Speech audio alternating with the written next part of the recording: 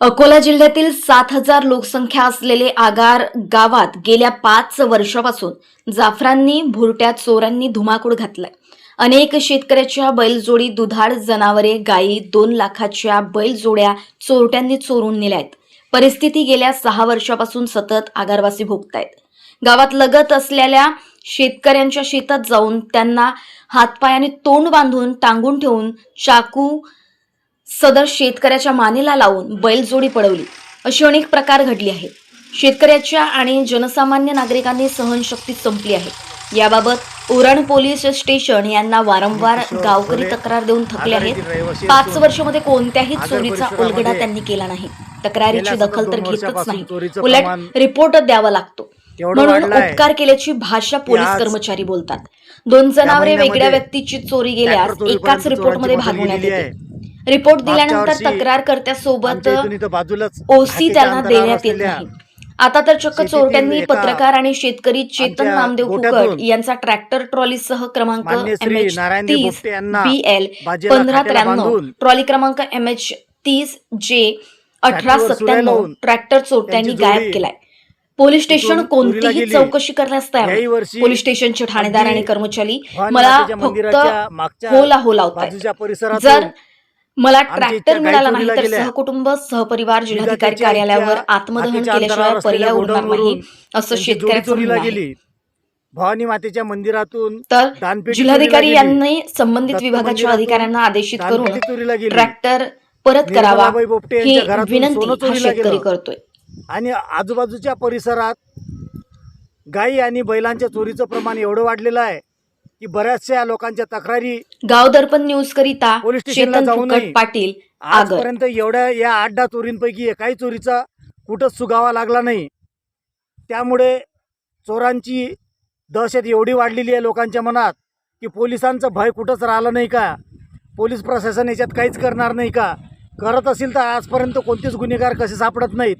आणि गुन्हेगारांची हिंमत एवढी कशी काय वाढते की एवढा मोठा 7-8 फुटाच्या लांबी रुंदीचा ट्रॅक्टर, एवढं मोठं असणारं वाहन आज चोरीला जातं आणि त्या चोरीला गेलेल्या वाहनाचा कुठेही सुगावा लागत नाही.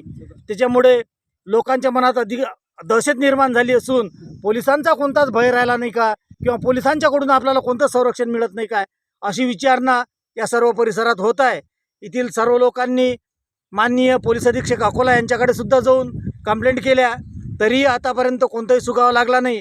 अपेक्षा आहे की पोलीस प्रशासनाने याच्यातून जातीन लक्ष घालून मोठ्यात मोठी कारवाई करून लोकांना दिलासा द्यावा व या भागात होणाऱ्या चोरीचं प्रमाण कसं कमी करता येईल आणि त्याच्यावर काय उपाययोजना करता येतील, या सर्व उपाययोजना माननीय पोलीस अधीक्षक यांनी आमच्या पोलीस स्टेशनला सूचना करून द्याव्यात की जेणेकरून लोकांच्या मनात निर्माण झालेलं दहशतीचं वातावरण व्यवस्थित होईल आणि लोकांच्या मनातून भीती निघून जाईल आणि होणाऱ्या त्रासापासून त्यांची सुटका होईल.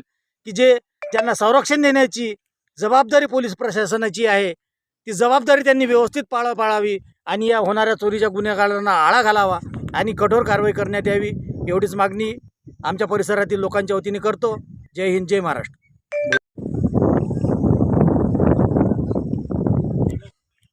माझं नाव चेतन शिवनाथ विधाते, राहणार आगर.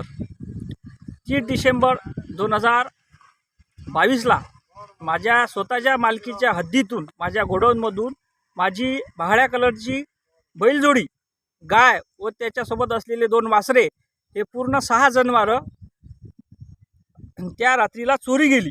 आणि मी 31 डिसेंबरला 2022ला उरण पोलीस स्टेशन अंतर्गत रिपोर्ट दिला. तरी पण आजपर्यंत त्या गोष्टीचा कोणताही सुगावा लागलेला नाही आहे. आणि चौकशी दरम्यान एवढंच माहीत होते की चौकशी सुरू आहे, नवीन साहेबाकडे चार्ज दिलेला आहे.